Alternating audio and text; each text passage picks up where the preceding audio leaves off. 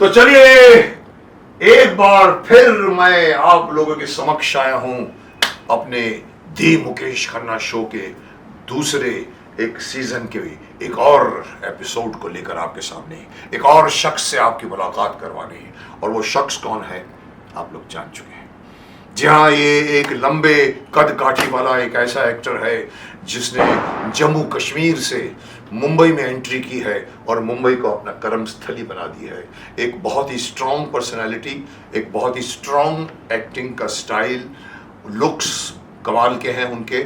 और उन्होंने न सिर्फ हिंदी बल्कि उन्होंने मलयालम, तेलुगु, कन्नड़ा, तमिल में सब जगह पे उन्होंने विलन्स के तरह तरह के रोल्स करके अपनी एक साख बनाई है। जी हाँ, मैं बात कर रहा हूं एक ऐसे शख्स की जिसका नाम भी मुकेश है। मैं मुकेश खन्ना हूं, वो मुकेश ऋषि है। मैं कई बार मजाक से कहता हूं कि आप हिमालय से कब आ रहे हो स्वामी जी, ऋषि जी। तो वो कैरेक्टर आपको आज मैं उनसे बात कराना चाहूंगा। उनकी जिंदगी के बारे में हम जानने की कोशिश करेंगे। कैसे आए वो जम्मू कश्मीर से, कैसे जम्मू से आए और कैसे उन्होंने स्ट्रगल किया होगा, कैसे आगे बढ़े होंगे और आज वो सबके दिल के अजीज बन गए हैं, अच्छे अच्छे रोल्स किए हैं। तो चलिए मिलते हैं हम मुकेश ऋषि जी से। भीष्म पितामह जी हैं? भीष्म जी, भीष्म पितामह जी,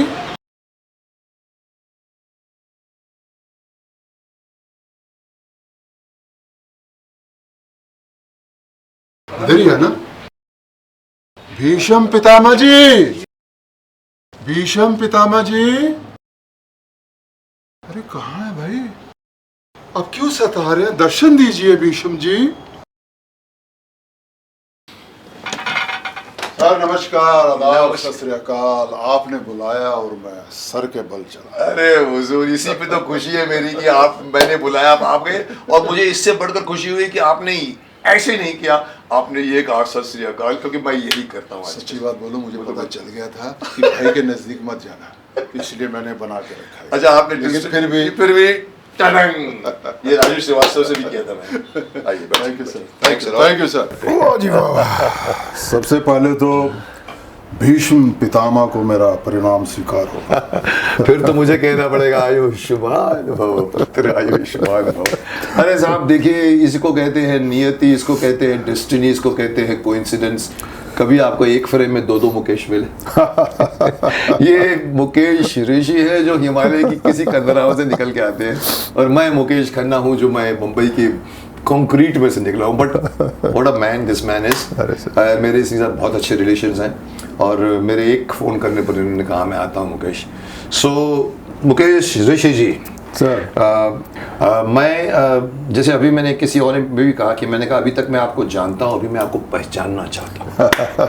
पहचानने के लिए कुछ ऐसी बातें अंदर की होती हैं जो मैं आपसे सवाल पूछूंगा जी, आपको जो जवाब देना दीजिए, जो नहीं देना ना जवाब उसमें आप हाथ ऊपर कर दीजिए, तो पहला सवाल मैं जानना चाहूँगा आपसे, पब्लिक भी जानना चाहेगी, मुकेश ऋषि कहाँ से आया और कैसे बम्बई में आके सेटल हो गया? मैं हूँ जम्मू का हूँ, मेरी स्कूलिंग भी वहाँ हुई है। मुझे स्पोर्ट्स का बड़ा शौक था। Really? हाँ, और पढ़ाई में कोई बहुत कुछ नहीं होता था। तो पंजाब उस दिनों बहुत पॉपुलर था, स्पोर्ट्स का तो के लिए बहुत माना हुआ धनी था। तो वहाँ से मैं चंडीगढ़ पहुँचा। हाँ। तो बड़ी कमाल की बात हुई, वहाँ मैंने लिख लिया था कि सबसे अच्छे स्पोर्ट्स कॉलेज कौन है, तो डीएवी कॉलेज, जहाँ कपिल देव साहब जी, तो वो बहुत पॉपुलर थे। तो अब मैं थोड़ा लेट हो गया, तो जब मैं एडमिशन के लिए अंदर गया, चलता तो उन दिनों इलेक्शनें होती हैं, तो वो दौर चल रहा था, क्योंकि मैं थोड़ा लेट था एडमिशन में। तो जब मैं प्रिंसिपल साहब के ऑफिस में अंदर गया तो मुझे देख के बोले कि तुम्हें एडमिशन नहीं मिलेगा। मैं जम्मू का लौंडा हैरान हो गया, परेशान। मैं कहा सर क्यों? आप थे कहाँ पर? चंडीगढ़ में। ओके। मैं बोला क्यों सर? नहीं तुम लंबे बहुत हो। मैं कहा सर उससे तो और भी अच्छी बात, उससे क्या फर्क पड़ता, मैं अभी चल के आ रहा हूँ, वहाँ तो सब तगड़े देखे मैंने, सब स्टूडेंट्स वहाँ पे। नहीं फिर तुम लोग पॉलिटिक्स में और इन चीज़ों में घुस जाते हो। मैं कहा नहीं सर ऐसा नहीं है, और आप बिलीव कीजिए मुझे एडमिशन नहीं दिया सर, सच। अच्छा, इतना एडमेंट था? हाँ, तो फिर दूसरा था गवर्नमेंट कॉलेज ऑफ चंडीगढ़। तो मेरे एक भाई के दोस्त हुआ करते थे जो रणजी ट्रॉफी प्लेयर थे और चंडीगढ़ में खेलते थे। तो उनसे कौन सी स्पोर्ट का शौक था? मुझे क्रिकेट में क्रिकेट का था, जी अच्छा। जी। तो उन्होंने उनको फ़ोन किया, उनसे टच में, उन्होंने बोला ठीक है गवर्नमेंट कॉलेज में चले जाओ, वहाँ के स्पोर्ट्स के जो टीचर है हमारे, मैं उनको कह देता हूँ। तो उन्होंने इस तरह उनको क्योंकि मैं उनके साथ खेला हुआ था, तो उन्होंने कहा कि लड़का अच्छा खेलता है, आप हो सके तो प्लीज़ एडमिशन। तो उन्होंने मेरी हेल्प की, प्रिंसिपल से मिलाया, प्रिंसिपल ने कहा कि ठीक है। उन्होंने कहा सर मैं उनके साथ खेलता, रणजी है उनके साथ खेला हुआ, रणजी ट्रॉफी के प्लेयर है वो, तो ये अच्छा खेलता है तो इसको एडमिशन स्पोर्ट्स कोटे में। तो स्पोर्ट्स कोटे में फिर मुझे मिल गया एडमिशन वहाँ मिला, गवर्नमेंट कॉलेज में। अब कॉलेज में देखिए मैं अपनी टीम का वाइस कैप्टन बना क्रिकेट टीम में, और उसके साथ मैं body builder of the college भी था, एथलीट भी था। ऐसे ही थे मजबूत कि पतले होंगे उस ज़माने? नहीं हो सकता है, लेकिन ये सब चीजें मुझ में थी पहले से अंदर से। हमारा बचपन जो है वो चॉकलेट वाला नहीं है। पेड़ों पे चढ़ना, छलांगे मारना, गांव जाना, लस्सी पीना, दूध वो पीना, उस तरह का, पेड़ों पे चढ़ के वो फ्रूट खाने, जामुन के पेड़ पे 2-2 घंटे चढ़, तो उस तरह का बचपन है जिसमें वो मजबूती ऑटोमेटिक हमें गिफ्ट मिली हुई है। हमारा खान पीन भी वैसा ही था, मजबूत चीज़ें, घर में भी वो सर्दियाँ तो सर्दी का सामान मिलता था, गर्मी होती तो नहीं। पंजाब तो खुशहाल था, इतनी बड़ी बाल्टी में नींबू पानी बनता था, नींबू पानी जॉइंट फैमिली थी, अपना ग्लास भर भर के। हमको नहीं समझ में आ रही थी नींबू पानी क्यों पिलाया जा रहा है, लेकिन बाद में समझ आया कि नींबू कितना ज़रूरी है आपके लिए, शरीर के लिए। पूरा तो ठंड में वो गर्म चीज़ें, पिन्नी जिसे हम बोलते हैं, पिन्नी के खाना वहाँ तो वो सब ये चीज़ें चलती रही। तो इसलिए आपके तो एक बॉडी तो मालिक की तरह से और जगह नहीं दी है। मतलब मुझे याद है मैं पंजाब से उस ज़माने में, जो आज नहीं मिलता है मुझे, ऐसे ऐसे लंबे चौड़े खुशनुमा चेहरे लेकर घूमते थे, मुंबई में आते थे। मैं मतलब क्या आई वाज गेट इम्प्रेस्ड यार, ये क्या पर्सनालिटी है। और कोई आदमी बीच में कुछ कर रहा हो ना, पंगा तो पकड़े, क्यों मार रहे हैं सब। आज नहीं है सब, आज आपको रूखे सूखे फेसेस मिलते हैं। आज का ज़माना नहीं है वो जो पंजाब का, जो मैं बोलता हूँ आजकल के वो नौजवान नहीं दिखते जो ज़माना। तो आप वहाँ से आए, already you had that thing in you कि भी मुझे स्पोर्ट्समैन भी बनना है, खेलना है, करना। तो वो आपको हेल्प आया? वो मुझे हेल्प भी मिली, वहाँ तक किया। तो फिर ग्रेजुएशन के बाद क्या, तो फिर उस वक्त मालूम नहीं था कि फिल्मों में क्या आना किया? है। Science, commerce? मैंने आर्ट्स में किया, बीए किया। बीए किया।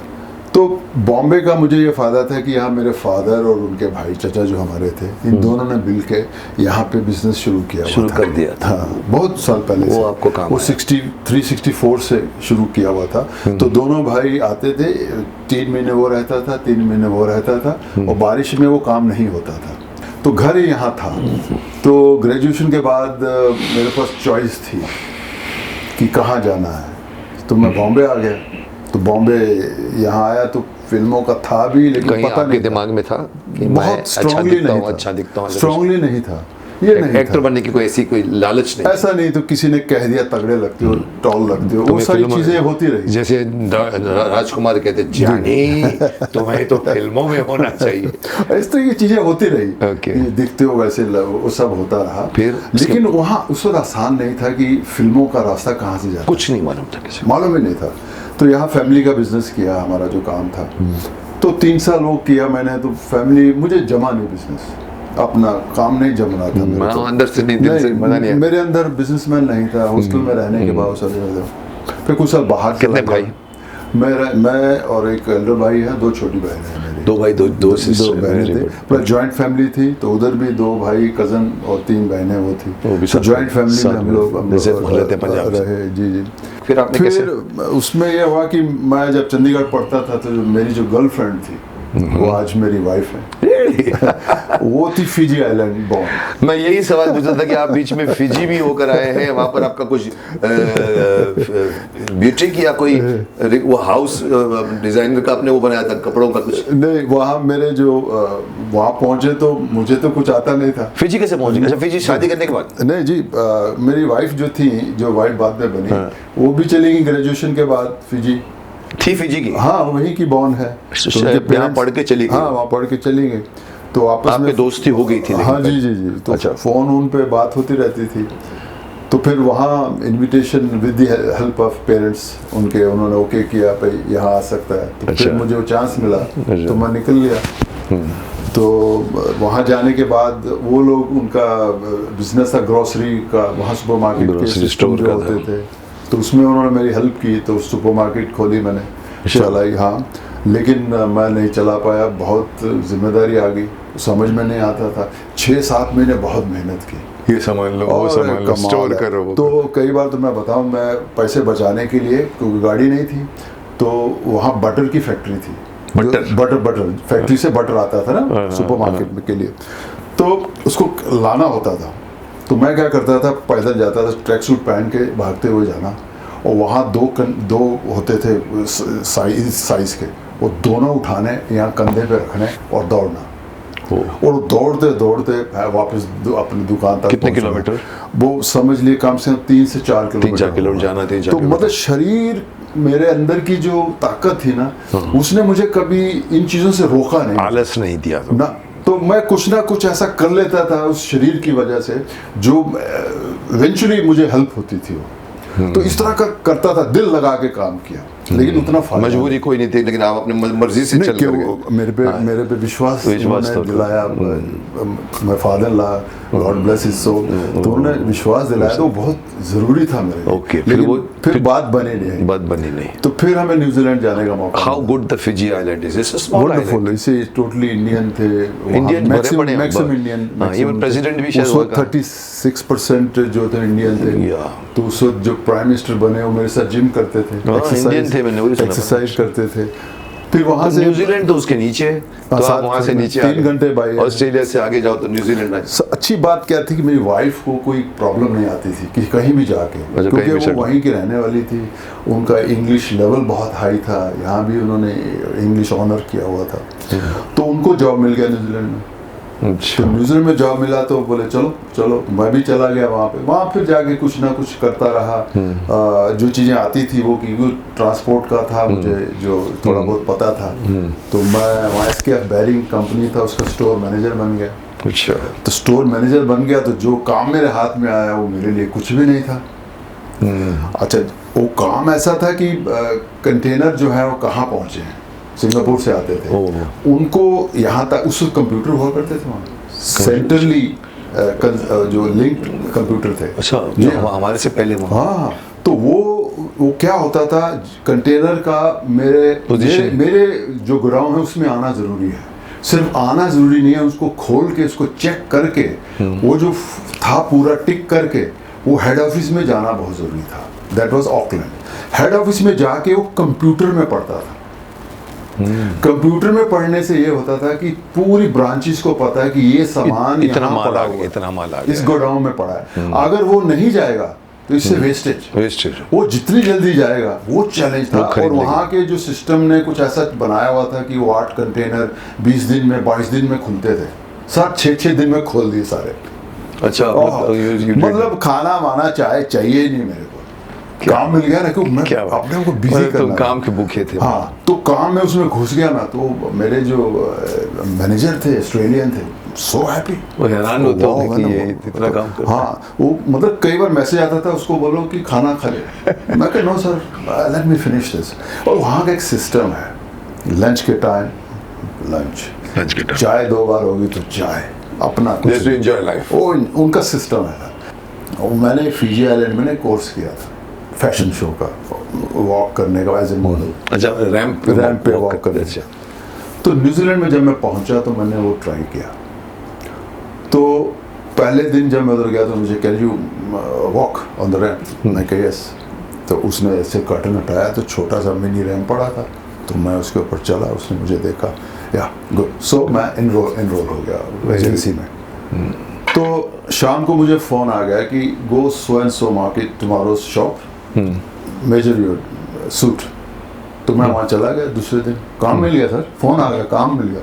तो वहाँ जब वॉक देख के तो काम मिल गया। तो मैं जब वहाँ पहुँचा शॉप में, तो उस दिन उस शॉप में मेरे साइज का सूट अवेलेबल नहीं था। नहीं था, मतलब आपकी साइज तो अलग से साइज है पूरी। चेक कर लिया, और वहाँ रेडीमेड नहीं बनती चीज़ें, फॉरेन में तो नहीं बनती हैं। हाँ, वहाँ पर वो तो है नहीं, मतलब लेबर तो है नहीं ज़्यादा। उसने कहा sorry gentleman, your size not available. No problem sir. तो यानी खुशी हुई, यार ये हो सकता है। अगर ये आज एक दिन में हो गया तो हो सकता है। Then slowly it That started. inspired you to go कि Serious रहा मैं, तो I became a model there. I started doing fashion shows. because your body and your look is fits for that kind of. तो fashion shows में क्या हुआ, वहाँ lunch time में भी होते हैं। तो एक और बड़ी इंटरेस्टिंग चीज़ न्यूजीलैंड की, वहाँ पे जो लंच टाइम 12 से लेके 2 बजे तक होता है।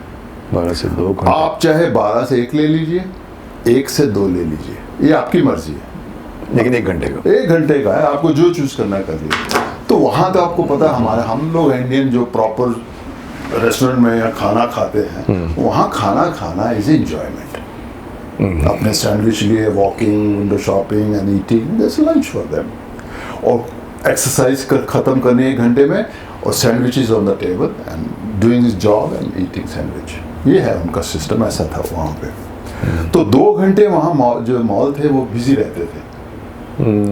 तो वहाँ पे वो उस शोज होते थे। फिर संडे के शोज मैंने करने शुरू किए। पैसे अच्छे मिलते थे, तो पैसे भी अच्छे मिलने शुरू हो गए।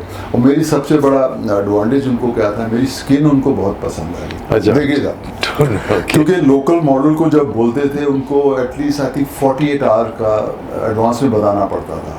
तो फिर वो टैनिंग के लिए जाते थे। टैनिंग उनकी इतनी ये गोरी करना, स्किन होती है, skin रिफ्लेक्ट होती करती है लाइट को। तो हमारी स्किन जिसे काला कहते हैं, वो न्यूजीलैंड की ठंडक में भी उसको कुछ फर्क नहीं पड़ा। तो एक्टिंग कैसे आपको दिमाग में कि यू कैन एक्ट आल्सो? देखिए, वो इस सब सिस्टम में ना, वहाँ न्यूजीलैंड में मेरे अंदर एक एक्टर जो था पनप रहा। इवॉल्व होता रहा होगा। बहुत बुरी तरह इन्वॉल्व था मैं। वहाँ की हर चीज़, डायलॉग सुनने, उस वक्त कैसेटें मिल जाती थी, अमरीश जी के डायलॉग सुनने, ये सुनने। बट कोई स्टेज नहीं आपने कुछ किया? कुछ नहीं, यही जो किया मैंने, ये मॉडलिंग और यही रैंपिंग किया। फिर एक स्टेज आ गई, मेरी शादी भी हो चुकी थी। Started liking Hindi films? हाँ, नहीं, हिंदी फिल्म तो आप तो यहीं से गए? यहीं से गया था, तो फिल्में तो देखते थे हम लोग।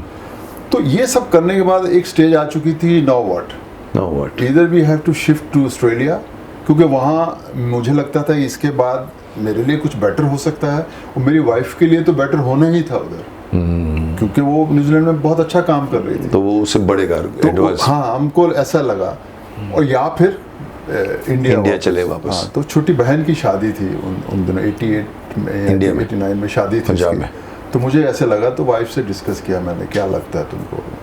तो मैंने उनसे साफ कहा कि मैं काम करने वाले नहीं हूँ, काम में ग्रो कर ही नहीं सकता। मतलब बिजनेस मेरे दिमाग में मुझे आता ही नहीं, सेल्समैन नहीं हूँ, कुछ भी नहीं, बिजनेस। क्योंकि और उनकी इंग्लिश का स्टाइल जो था, आज समझ में नहीं आती थी क्या हो रहा है।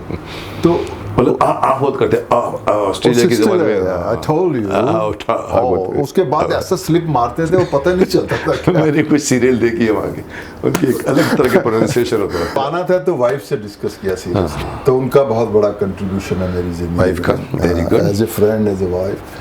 तो क्योंकि वो बहुत अच्छा काम कर रही थी वो वहाँ पे, तो मैंने कहा देखो यार, ये सीधी सी बात है, मैं एज ए बिजनेस का तो सवाल पैदा नहीं होता, नौकरी में मैं ग्रो नहीं कर पाऊंगा। तुम्हें पता है मेरी कमज़ोरी है, मैं नहीं कर पाऊंगा। यहाँ से मुझे थोड़ी ग्रोथ मिल रही है, ये I am feeling something about as an actor. और बॉम्बे में क्या था कि घर था, और यहाँ कुछ चीज़ें देखी हुई थी मेरी, तो ये कॉन्फिडेंस था मुझे। तो यू कन्विंस्ड योर वाइफ? हाँ, तो बोले ठीक है, but I will stay here, you just go and try your luck, and then we will see what happens, then let me know कि तो वो अकेले आ गया। मैं वो शादी उदी खत्म करने के बाद यहाँ आ गया। अब बात ये थी कि एक्टिंग कहाँ मिलती है, कौन सी दुकान में है, कौन सा दरवाजा है, कौन सा दरवाजा है। किसी को नहीं जानते थे तुम? ना जी, किसी को नहीं। तो फिर मुझे किसी ने कहा कि जितनी भी ऐड होती हैं, ऐड के नीचे कंपनी का नाम होता है, नंबर होते हैं, नाम होता है। ठीक है। तो सबसे पहले ये था कि मैं एक फोटो शूट करवा के लाया था वहाँ से, एल्बम न्यूजीलैंड से, ठीक है। तो मैं एड कंपनीज में जाना शुरू किया, और फिल्मों का तो फिर कोर्स किया मैंने, रोशन तनेजा जी के स्टूडेंट। हाँ जी, बॉम्बे में प्राइवेट था। बॉम्बे में? हाँ जी, हाँ, बिकॉज़ इंस्टीट्यूट तक मैं था लास्ट तक, यहाँ पर मैं प्राइवेट में किया। और दूसरा था अपना, उनका डांसर थी मधुमती का भी खुद की क्लासेस, डांस क्लासेस होती थी। मैं जी रोशन तनेजा जी की जब पहुंचा तो मैंने उनको साफ बताया, सर आई एम मैरिड, ये मेरा बैकग्राउंड है, दाव पे बहुत कुछ लगा है। रोशन जी को मैंने कहा, सर ये मेरी पोजीशन है, आप जब कहोगे, मैं एक्टिंग मेरे अंदर क्या हो रहा है अगर आप समझ सकते हैं, लेकिन मैं एक्सप्रेस नहीं कर सकता उसको। मतलब मैं अगर आपको करके दिखा दूं तो आपको लगेगा कमाल है, मैं कहा ये नहीं है, लेकिन कुछ हो रहा है मेरे अंदर, इच्छा जाग रही है कि हाँ, मैं ऐसा बहुत स्ट्रांगली था वो। तो उनकी एक चीज़ बड़ी कमाल की थी, वो इम्प्रोवाइजेशन में बहुत अच्छा करते बहुत थे, माने बिल्कुल, रखते थे। मायने वो रखते। सामने नहीं बैठते थे। अच्छा टेबल पर ऐसे 3 4 5 बैठे हैं, जिसका फेसिंग है इधर ओके, लेकिन वो पीछे बैठते थे। अच्छा एक दिन मैंने पूछा उनसे, मैं सर ऐसा क्यों? कहता नहीं बेटा करो करो करो तुम करो। तो बाद में उन्होंने मुझे बताया कि तुम जो बोल रहे हो ना, जो करेक्टर तुम बोल रहा है ना, मुझे उसकी साउंड से पता चल जाता है कि तेरे फेस पे क्या हो रहा है। वाह। तो उस इम्प्रोवाइजेशन में मेरे अंदर जो हो रहा था, वो जो करवा रहे थे, वो ऐसा कमाल बैठा कि मेरी वो वाली क्वालिटी बहुत शार्प हो गई बाहर निकल आई, इम्प्रोवाइज करने की। इम्प्रोवाइजेशन में बाहर निकल आई। हाँ जी। तो जब मैं जाने लगा तो मुझे बुलाया, रोशी साहब ने, देख लो अभी मिला करो, लोगों से मिला करो तुम। अच्छा ऐसा ही हाँ, दिया। ऐसा ही लोगों से मिला करो तुम। बहुत कम बोलते हो, हाँ बहुत कमाल, बहुत कम बोलते हैं, एकदम कमाल के है वो। और आपको खुशी होगी जान के कि जब मेरा बेटे को मैं सोच पूछा कि तेरी इच्छा हो तो बता, बोला ठीक है मैं करूँगा, तो रोशन जी के वहाँ भेजा था उसको ये वैसे। अच्छा उसको वही जान करा है। यस यस, उन्हीं के यहाँ कोर्स किया Very किया good, उसने very कुछ 6 महीने 7 what a teacher, what a teacher. तो बहुत अच्छे बहुत ऐसा कम बात करना। ओके, तो तुम रोशन चले कितने, 6 महीने 3 महीने? उसे 6-7 महीने से 6-7 मुझे महीने सिर्फ का। एक ही चीज़ पता थी। फिर जब मधुमती जी के यहाँ पहुँचा तो वहाँ पे करने का दूसरा तरीका था, डांस भी था और वहाँ ज़ोर ज़ोर से हम लोग कर सकते थे। तो निसुद्दीन शाह साहब के बड़े बड़े हैवी डायलॉग बोलने, तो मुझे हेल्प कर रही थी दोनों चीज़ें। एक तरफ थोड़ा कंट्रोल हो गया और एक तरफ जो नॉन एक्टर आदमी है उसका खुलना बहुत ज़रूरी था। मतलब आपको सीन दिए जाते थे और सीन बोलो, और डायलॉग कई बार हम खुद करेक्ट करते थे। शाहबाज खान थे मेरे साथ, शाहबाज भी साथ तुम्हारे तो साथ। मैं और शाहबाज में कभी वो अनिल कपूर बन गया, मैं जैकी बन गया, अच्छा, वही और राम scene लखन create के कर रहे। सीन डाल दिया और जोर जोर से बोला भाई।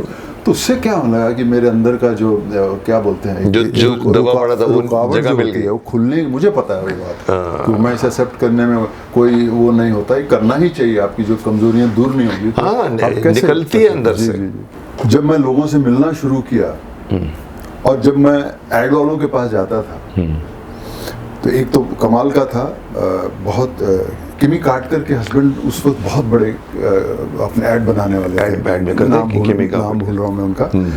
मैं उनके ऑफिस में चला गया जी। उनके ऑफिस में गया, दरवाज़ा खुला तो दो लड़कियां थी। उन्होंने मुझे देखा और देखते रहे, फिर एक दूसरे को देखा और फिर सीधी सी मुझे कहा कि would you like to do our ad immediately. कि क्या हो रहा है भाई? आप मिलने गए थे सिर्फ? मैं सिर्फ मिलने गया था और मुझे वहाँ ऐड मिला सीधा। उन्होंने मेरा पोर्टफोलियो एकदम पसंद किया, ठीक है सर। और वो ऐड बनी थी, टॉम क्रूज की एक फिल्म थी टॉप गन। अच्छा, तो टॉप गन का एक सीक्वेंस उन्होंने डाला था जिसमें मैं हूँ ओवर कॉन्फिडेंट पायलट और एक यंग लड़का है जिसको मैं बेवकूफ़ बना रहा हूँ। मुझे हमें नरेशन मिल रहा है लेकिन मैं ध्यान नहीं दे रहा उसको। तो जब हम फ्लाइंग पे जाते हैं, he hit the target and I miss the target. जब मैं वापस आता हूँ तो मुझे एक लुक देनी है, वो लोग हाँ जोश में है, तो मैंने एक लुक देनी है। तो कैमरामैन के जब कैमरामैन का बोले बाप रे यार ये तो विलन है पूरा, ये उन्होंने कहा मुझे, मेरी लुक जो जिस तरह मैंने उसको देखा। हाँ, तो मुझे कहा गया यार इसको कम कर थोड़ा। पॉजिटिव नेगेटिव दे रहा है। हाँ, मैंने जो जिस तरह लुक दी उनको, तो पूरी वो उनको लगा कि बहुत ज्यादा स्ट्रांग है रिएक्शन, तो उसको कम कर। तो 2 बार कम करवाई उन्होंने मुझसे। तो वहाँ फर्स्ट टाइम मुझे लगा यार ये तो विलन है यार। तो ऐसी चीजें मेरे साथ खुद फिर डिस्कवर होती है कि I will be better as villain. हाँ, तो फिर वहाँ पे मुझे ऐड मिलने शुरू हुए। एक बार ये 100 सीसी आपका नया आया था, तो मैं 100 सीसी मोटरसाइकिल खड़ा है, मैं खड़ा हूँ, वाह वंडरफुल मैन, फर्स्ट क्लास है, ये है वो बड़ी शड़ी। जैसे ही मैं उसके ऊपर बैठा, वो सामने देखने लगे, देख के एक दूसरे को देखने लगे।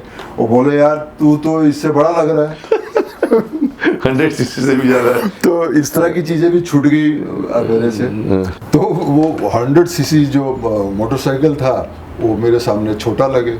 तो मैंने कहा यार ये तो बहुत गड़बड़ हो जाएगी, मॉडल बड़ा लग रहा है तो ये प्रोडक्ट से बड़ा दिख रहा है। तो ऐसी कई चीज़ें छूट गई।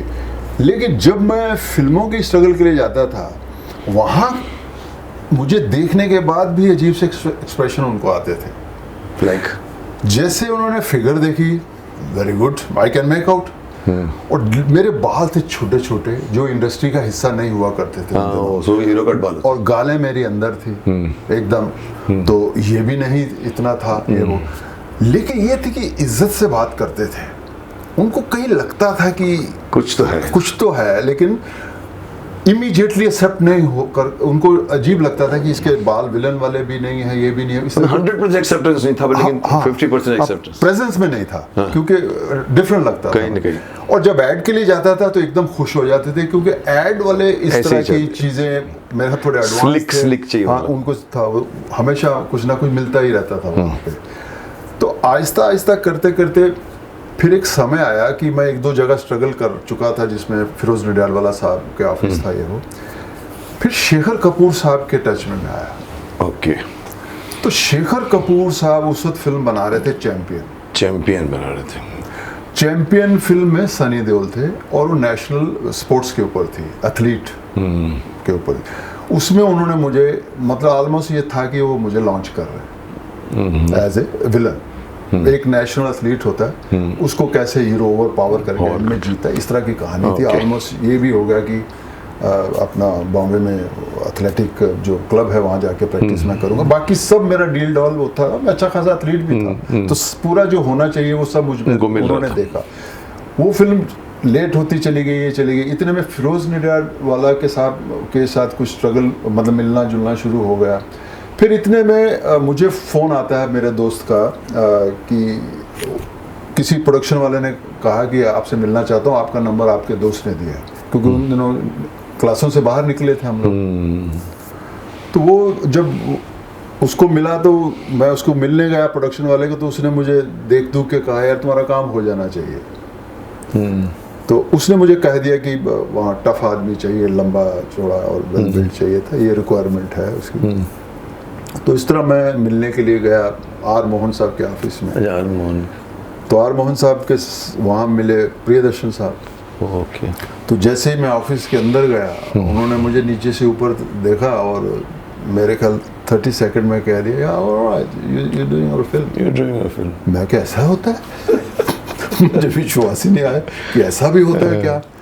तो एनीवे फिर मुझे बुलाया यहाँ पे सन एंड सैंड में। तो सन एंड सैंड में कैमरामैन से मिलाया, संतोष शिवन कैमरामैन। वो उठे, गाड़ी को हिलाते हुए देख के उन्होंने उसको बोला मलयालम में कि ये उसके लिए है। तो मुझे ऊपर देख के बोला, यार ठीक है, ओके। तो ऐसे ही साहब मुझे फिल्म मिली गर्दिश। तो गर्दिश में फिर मैं लॉन्च हुआ, जहाँ कहाँ वो मेरा सिलसिला वहाँ शुरू होने वाला था। तो गर्दिश में फिर वो पहली फिल्म मुझे मिली।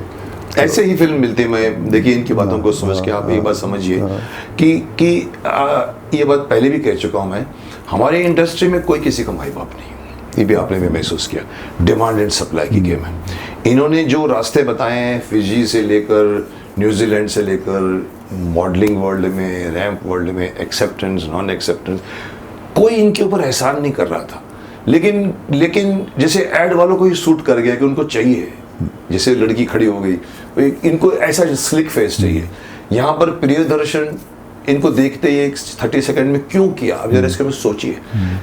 देखिए हमारे यहाँ पर स्ट्रगलर जब किसी के यहाँ पर काम देने चाहते हैं ना किसी को, तो ऐसा बैठा होता है, यहाँ पर हजारों स्ट्रगलर आते हैं। हाँ फिल्म करना है आपको, अच्छा एक काम कीजिए, कोई अपने काम में बिजी होता है, तो वो एक कार्ड अपना छोड़ दीजिए वहाँ पर। हाँ ओए इनका कार्ड रख लें, चला जाता, वेट करता रहता, नहीं बुलाते।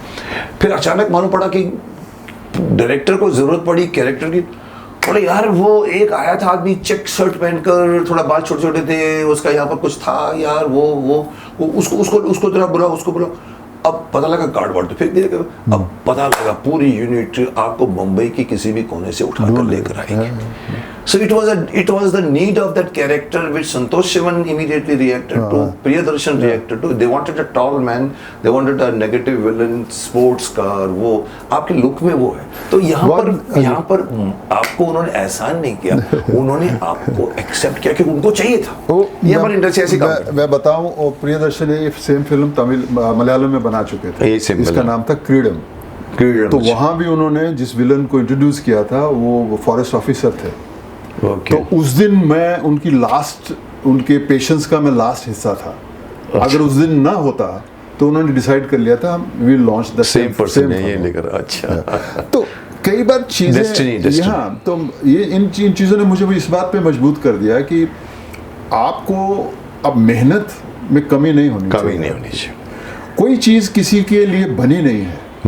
बहुत सी दुनिया में ऐसे लोग हैं जो बनाते हैं अपनी जगह, तो आप उसमें ले लो ना अपने आप को। अगर मैं बॉर्न एक्टर नहीं हूँ तो मैं बना सकता हूँ अपने आप को एक्टर। मैंने वो रास्ता अपनाया, इसलिए मुझे कभी किसी ने नहीं कहा, किसी ने मेरे कंधे पे हाथ रख के नहीं कहा कि मुकेश भैया ये रोल तो सीन ऐसे करे, नहीं, किसी ने नहीं कहा था। मैं अपनी गलतियों को देखता था, अपनी परेशानी को, मेरे अंदर क्या चलता था, इसको कैसे बेटर करना है, क्योंकि जिन्होंने बेटर किए थे वो लोग मेरे अंदर रच मिच गए हुए थे। प्राण साहब, रंजीत साहब, शक्ति कपूर साहब, अजीत साहब, इन सबको मैंने देखा हुआ था, इनके रूप देखे हुए थे।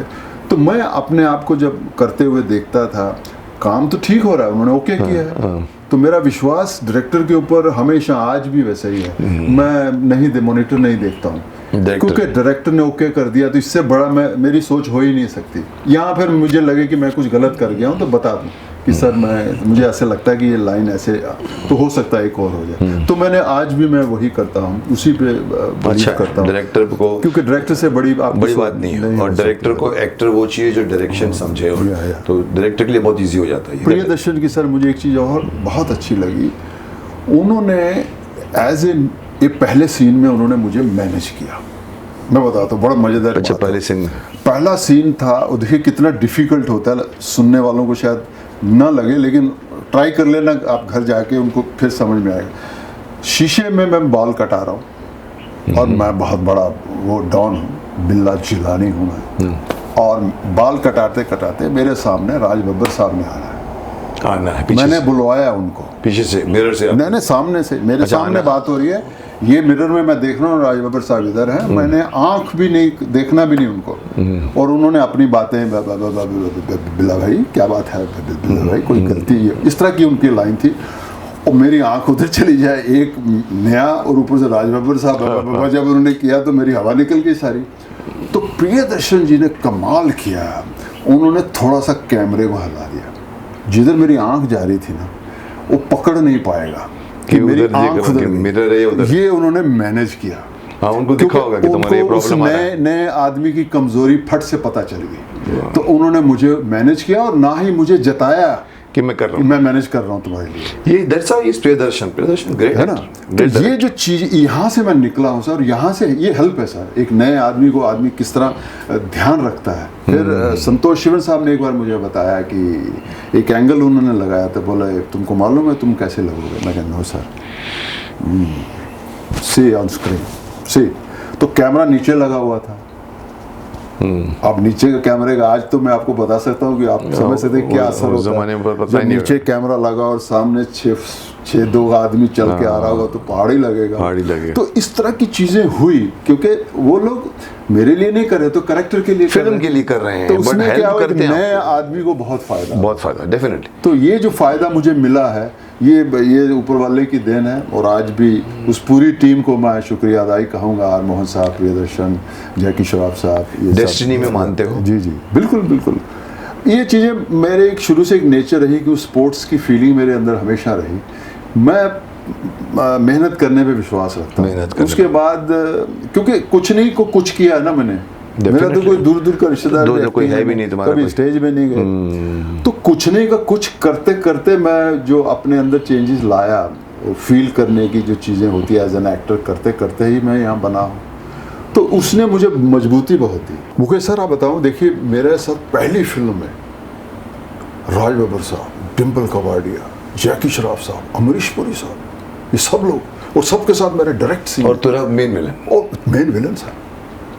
लेकिन एक छोटा सा किस्सा है जो राज बब्बर साहब ने जो उन्होंने जो मुझे पावर दी है, मुझे आई मस्ट टेल यू, मेरे साथ जो कर रहे थे एक्टर जो थे उनके राज बब्बर करीब थे, तो शाम हम तो नेचुरली डिफरेंट होटल में ठहरे हुए थे, तो उन्होंने राज जी से कहा कि रात को राज जी आइए मेरे होटल में डिनर करते हैं।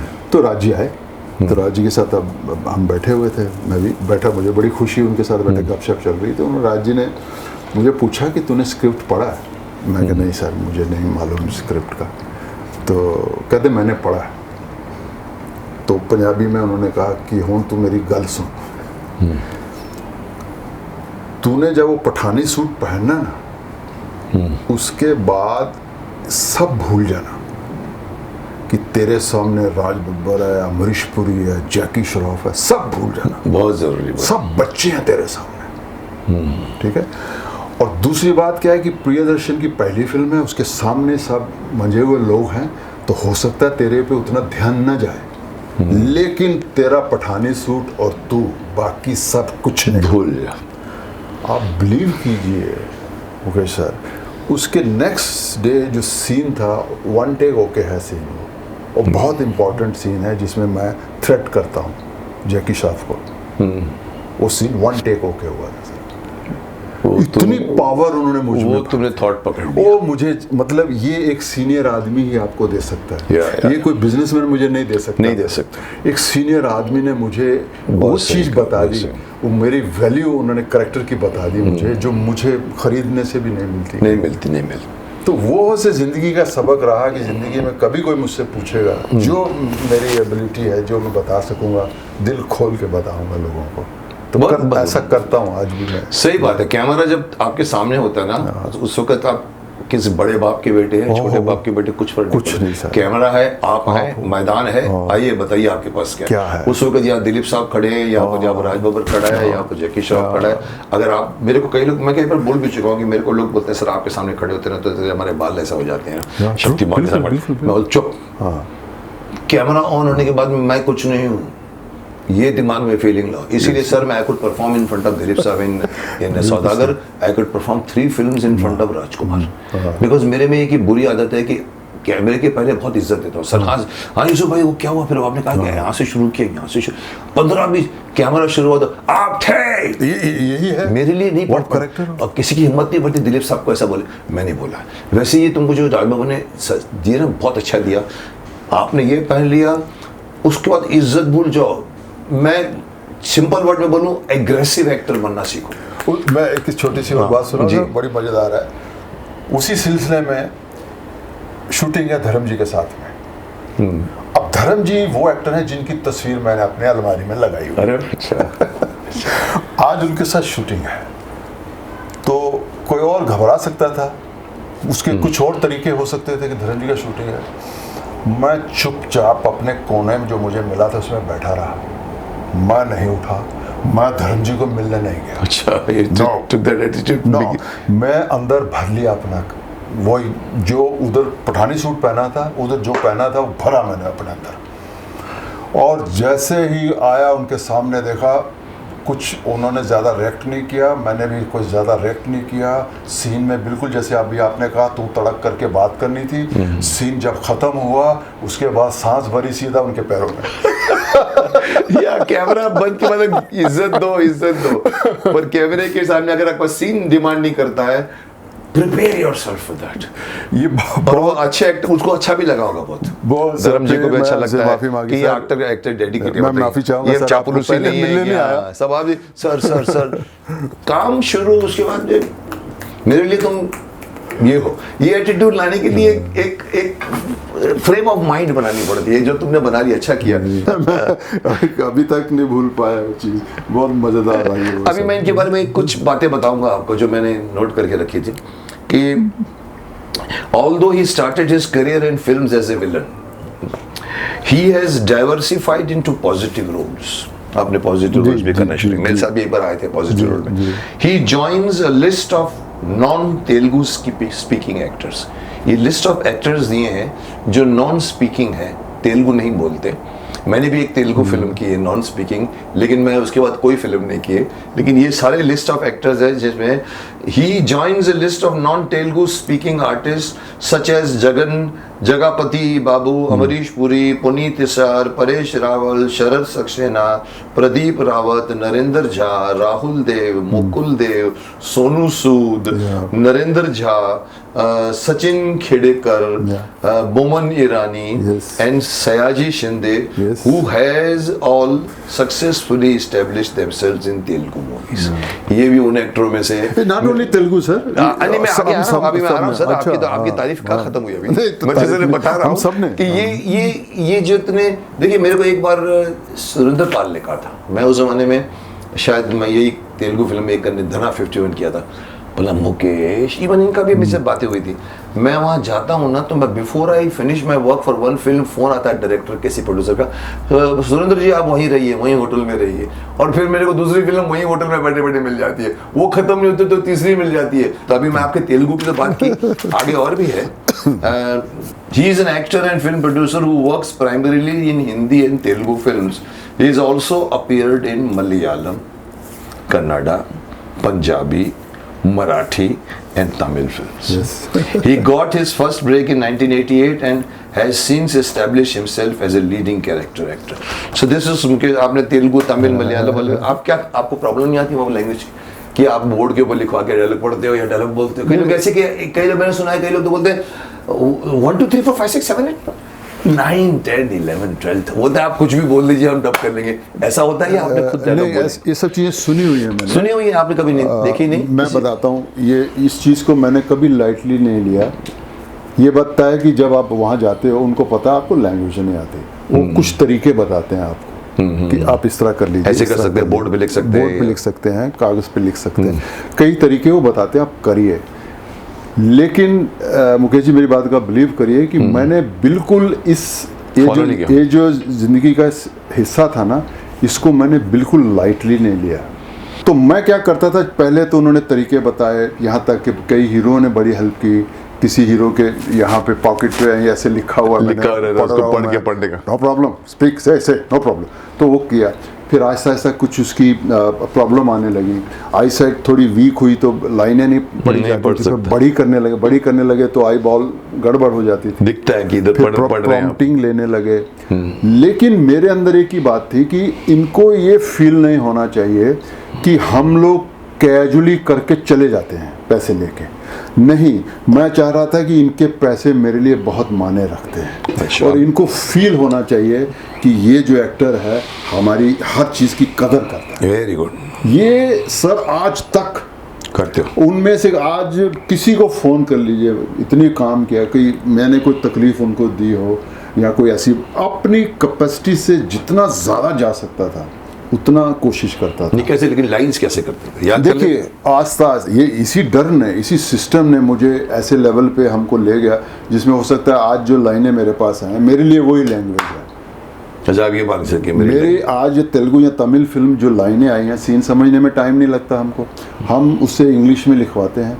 इंग्लिश के बाद मेरी एक्चुअली फीलिंग भाषा है हिंदी, मैं उसको हिंदी में लिखता हूँ। ओके।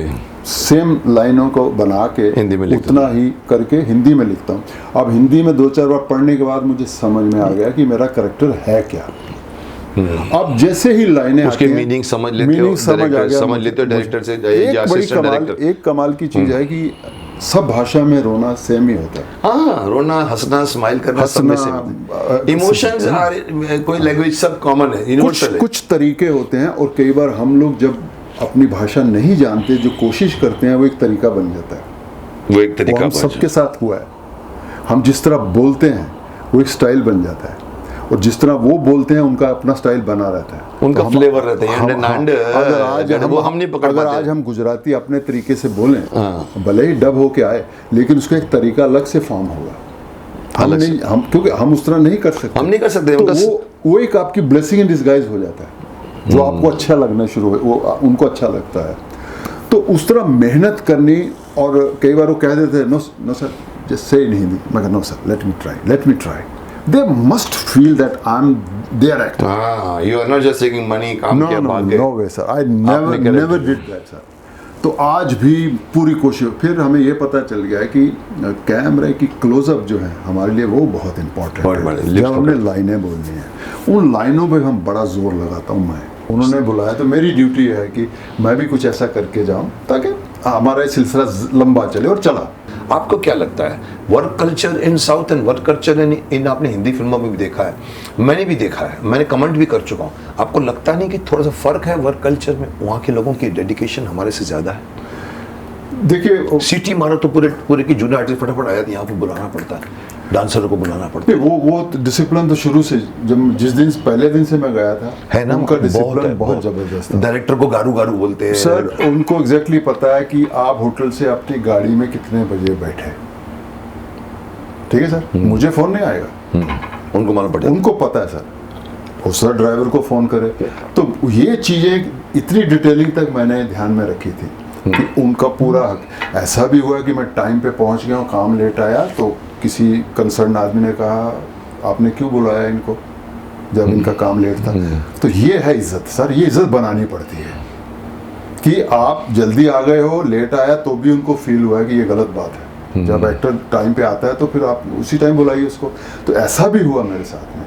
तो आप अपना टाइम भी डिसिप्लिन बना के रखिए, प्रोफेशनलिज्म आपका उतना ही अच्छा होना है। अगर उन्होंने 7 बजे कहा फर्स्ट शॉट तो सर कैमरा लगा होता है। ये बात सही है। मैंने सुना था कि किसी एक एक्टर, नाम नहीं लूँगा, मैं मेरे से नज़दीक भी जानता भी, मतलब वो एक्चुअली लेट पहुंचा था या कुछ नहीं आया था टाइम पे, जिसे आप बोलते नोट करते हैं कहाँ पर, बोलते जब उसने पहुंचा तो डायरेक्टर प्रोड्यूसर ने कहा था this is your ticket sir, your role is over sir, और उसका एयरपोर्ट का टिकट बना के क्या। ये भी सही बात। देखिए सर वो आपको कुछ नहीं कहते हैं, उनका एक ही है सर, हर चीज़ टाइम पे तुम्हें मिल रही है तो आपकी ड्यूटी है टाइम पे आना, टाइम पर आना। अपना काम करिए ईमानदारी से और जाइए। This is what I call work तो ये culture। देखिए कई हो सकता है कुछ सीनियरों से कुछ ऐसी बातें हुई हैं, ये ऐसा सच बात है। सामने हुआ, लेकिन मैं हैरान नहीं होगा। मतलब वो ऐसा कान कर कान सकते पकड़ हैं। के उठक बैठक भी करा है। वो हो सकता है क्योंकि वो इतने स्ट्रिक्ट है। मैं आपको बताता हूं। Professional, I would call it not strict but professionalist है। देयर प्रोफेशनलिज्म उनकी ज्यादा हमारे से,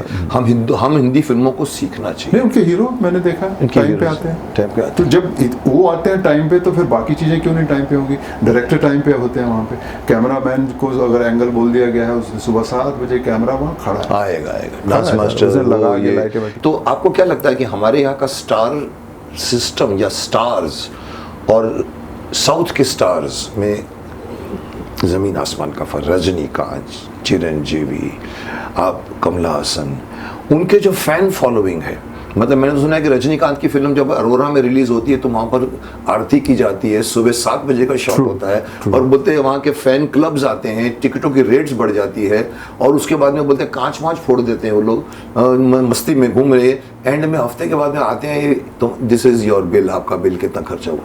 इतनी ये हमारे रजनीकांत, मैं इनको बड़ा मानता हूँ, ये आप मानते हो?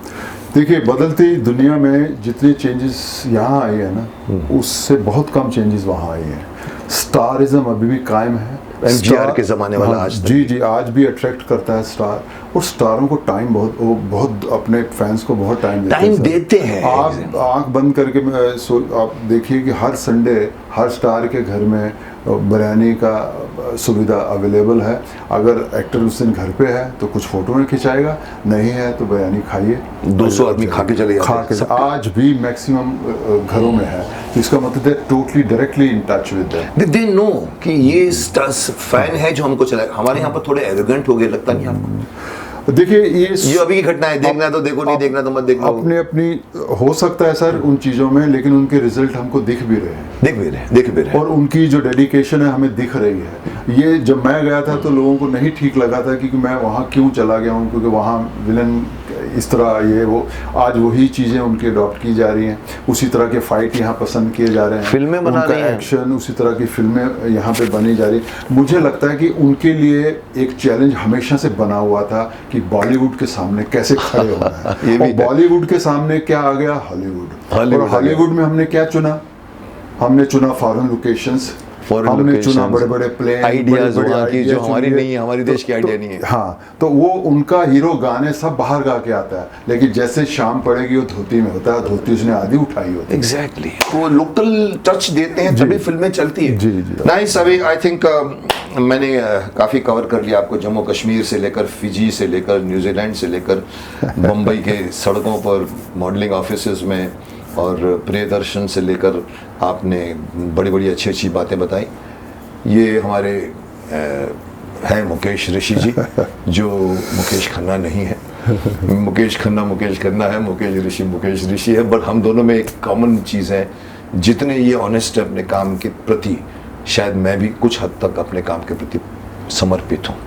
इससे मुझे लगता है कि अभी मुकेश में कुछ दम है, जो मुकेश सिंगर जी ने भी बहुत कमाल का काम किया था। मुझे उनके लड़के ने एक बात कही थी, मैं बता दूं ओपनली कि नितिन मुकेश जो उनके लड़के हैं, मेरे साथ राष्ट्रीय फिल्म में फोटोग्राफ में से ग्रुप फोटो खिंचा रहे थे, मेरे पास खड़े थे, बोलता मुकेश जी, मैंने कहा हाँ, उनकी आवाज़ मेरे पे आई थी पिक्चर में, आप अपना नाम मत चेंज करना। मैंने कहा क्यों? मतलब you are carrying my father's name. आप सुन के हैरानगी होगी, उन्होंने मुझे भी यही कहा था। अरे मुकेश भी खाओ। देखिए वो अपने पापा से प्यार करते हैं, क्यों ना हो, वो खाली किसी दूसरे का नाम भी उनको उनके फादर की याद दिलाता है। सो वी कैन सो कितनी बट नाम का महत्व मुझे अभी मालूम पड़ा कि तीन मुकेश तो मुझे लगता है मुकेश बहुत कम नाम होते हैं दुनिया में, मुकेश के नाम बहुत कम होते हैं, लेकिन मुकेश नाम में शायद कुछ थोड़ा सा पावर है जो जिन्होंने इनको भी सिखाया, मुझे भी सिखाया, और ग्रेट सिंगर मुकेश। तो मुकेश जी मजा आया, बहुत मजा आया, बट मैं एक और इससे भी ज्यादा मजेदार बात बताना चाहता हूँ। जी, आपको भी खुशी होगी जी कि इतने तीर मैंने आपके ऊपर दागे हैं, मैं आपको एक मौका दे रहा हूँ, मुझ पर भी एक तीर दागो। मतलब ये है कि मैं चाहता हूँ कि मैं आपको इतने सवाल पूछ चुका हूँ। चलिए, मुझे कई बार इंडस्ट्री ये लोग भी लोग कहते हैं सर आप गेस्ट को बोलने नहीं देते, मैं जब बोलने के देते मैं इनको मौका देता हूँ, ये मेरे पे भी तीर चला है। कोई एक सवाल अगर आप मुकेश खन्ना को पूछना चाहें, आई एम रेडी। क्या बात है सर, बहुत मुश्किल में डाल दिया आपने। अभी तो मेरी मुश्किलात शुरू ही नहीं हुई। अब मैं अपने अंदर कहाँ से वो शक्ति और बुद्धि लाऊं जो भीष्म पितामह को सवाल कर सके। मैं काम करता हूँ सर, मैं सवाल नहीं पूछता। सवाल नहीं पूछेंगे, मैं शुक्रिया अदा करता हूँ। वो तो नहीं, किस बात का शुक्रिया अदा करता? बताइए कि आप जैसा एक्टर इंडस्ट्री को मिला, जिससे मैंने ही नहीं सब लोगों ने बहुत कुछ सीखा है। आपने एज एन एक्टर प्रूव किया है, और महाभारत में जो आपने किया है वो सबके लिए बहुत बड़ी बात है। मैं इसके ऊपर सवाल कर ही नहीं सकता। चलिए, इस पर भी मैं आपको आयुष्मान भव ही कहूँगा। एक बात मुकेश जी, मैं जाते जाते आपको कह दूं कि हमारे भीष्म इंटरनेशनल की एक परंपरा है कि हम जाने वाले को खाली हाथ नहीं भेजते, इसीलिए अपनी तरफ से क्या बात मैं आपको भीष्म इंटरनेशनल की तरफ से आपको ये हमारी thank you sir, thank you so much. Show की घड़ी है, थैंक यू सो और मच। ये साथ में ये मग है, इसको भी मैं चाहूंगा कि आप इसमें कॉफी। एक minute, sorry for the interruption. अगर आप भी इस घड़ी और इस मग को अपने घर की शोभा बढ़ाना चाहते हैं तो आप Amazon में जाकर इन्हें खरीद सकते हैं। इस वीडियो के डिस्क्रिप्शन में आपको उसका लिंक मिलेगा। कंटिन्यू। या दूध या लस्सी कुछ भी पीजिए आप इसका जो, और दिवाली में आप आए तो दिवाली तो फिर मिठाई के बगैर भेजेंगे नहीं आपको। मेरी तरफ से, हमारी thank you so much Mukesh ji, thanks for coming Mukesh. Thank you. आपका बहुत काम देखा मैंने, बहुत मज़ा आया। और जब मैं हिंदुस्तान वापस आया था तो बिल्कुल सही कहा, महाभारत शुरू हुआ था और आपका जब एंट्री हुई थी तो मैं आपके जानकार के पास उनके घर में बैठा था। मेरे ख्याल शायद उन दिनों आपका काम भी देखते थे वो, आजकल अक्षय जी के साथ में वो फैमिली है। तो बाली साहब, बाली, अच्छा, जो उनके सेक्रेटरी थे, वहाँ उनके घर बैठा हुआ था। तो आपकी जब एंट्री आई थी तो पूरे परिवार की तालियां और मेरी तालियां उसमें शामिल थी। अच्छा, उसमें क्या तो दुनिया छोटी है, लोग बिल्कुल। Mukesh, don't you think that this proves the point that a good work is a good work is a good work. Of course, yes. एक स्टेज पे अगर किसी की तालियां पड़ती है तो उस डायलॉग पर हर फिल्म के थिएटर में तालियां पड़ी है। तो काम अच्छा हो तो किसी भी लैंग्वेज वाला उसका एक्सेप्ट करेगा। बिल्कुल, ये आर्ट है। वही चीज टूट रही है, वो आज एक दूसरे को पसंद किया जा रहा है। कास्टिंग यहाँ की उधर जा रही है, उधर की यहाँ आएगी, तो मिला के एक बहुत बड़ा हमारा देश है। एक लास्ट मेरे रिक्वेस्ट है आपसे मुकेश जी, आपसे एक रिक्वेस्ट है कि जो आपने भी पापड़ बेले भी हैं, लस्सी भी पी है, इतने बड़े बड़े गिलास की, आप बोलते नींबू पानी पी जाते थे पंजाब। देखिए, मैं चाहूँगा कि अपनी ऑडियंस को कुछ मैसेज देना चाहो तो एंड में दे दीजिए। मैसेज मैं यही कहूँगा कि हमेशा बच्चे मिलते हैं, कुछ ना कुछ पूछते हैं। देखिए, आज सबसे बड़ी बात जो आपके तरफ चली गई है वो ये है कि फिल्म इंडस्ट्री जो है हर परिवार में एक्सेप्टेड है। इसको नीचा नहीं देखा जाता, इसको नाम लेने से घर वाले घबराते नहीं हैं। ये नहीं कहेंगे क्या कह रहे हो तुम, क्या कर रहे हो तुम, ये नहीं है। एक्सेप्टेड है।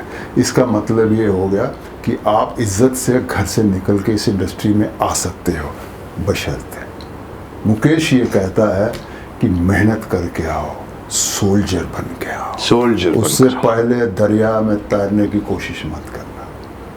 तुम्हारे आसपास नदी होगी, समंदर होगा, उसमें तैर लो। जब यहाँ पहुँचो तो परफेक्ट होके पहुँचो, फिर पीछे मत देखो, मेहनत ले जाएगी जहाँ ले लो। आप हैं, मैदान है, और मैदान कहता है आइए दिखाइए क्या आपके क्या अंदर है, क्या है। आप बड़े बाप के बेटे, भूल जाइए कुछ नहीं, अभी आप हो, मैं हूँ, बस। This is what makes you think that you should become a soldier, not a big father son और बिग घराने का सन। एक फिल्म देगी, 2 फिल्म देगी, 3 फिल्म देगी आपको, उसके बाद में कुछ नहीं होता। मेहनत। बताइए क्या है आपके पास। This is the lesson from Mukesh Rishi. I am happy, आज बहुत दिनों के बाद में एक और मुकेश के साथ बैठकर मुझे अच्छा अनुभव हुआ। Thank you very much for coming.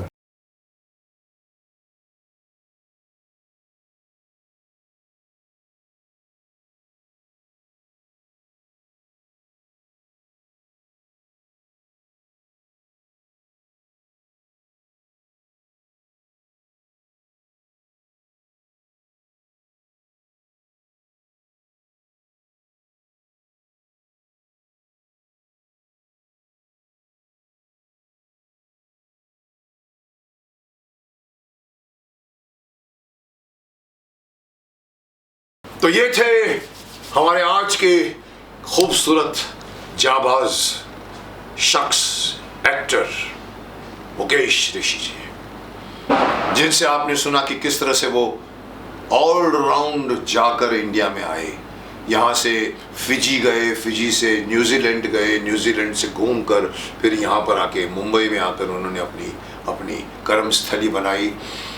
एक मॉडलिंग भी की, कोशिश भी की मॉडल बनने की, लेकिन अंदर से उनके एक्टर बनने की जो चाह थी, जो आस थी, जो इच्छा थी, जो डिटर्मिनेशन थी, अल्टीमेटली उन्होंने उस आस ने उनका साथ दिया, उनको एक ऐसा एक्टर बनाया जिसको न सिर्फ हिंदी वालों ने अपनाया, तमिल, तेलुगु, मलयालम, कन्नड़, हर तरह के लैंग्वेज में वो अच्छे रोल कर चुके हैं। आपने देखा, सुना, मुझे भी बहुत कुछ अच्छा लगा उनसे सुनना। तो आज अभी हम इस एपिसोड को यहीं विराम देते हैं और इस वादे के साथ कि अगले एपिसोड में अगले हफ्ते मैं किसी और शख्स को लेकर आऊँगा। कौन होगा मुझे भी नहीं मालूम, बट बहुत शीघ्र आपको मालूम पड़ जाएगा। इंतज़ार कीजिए उस पल का। वेट।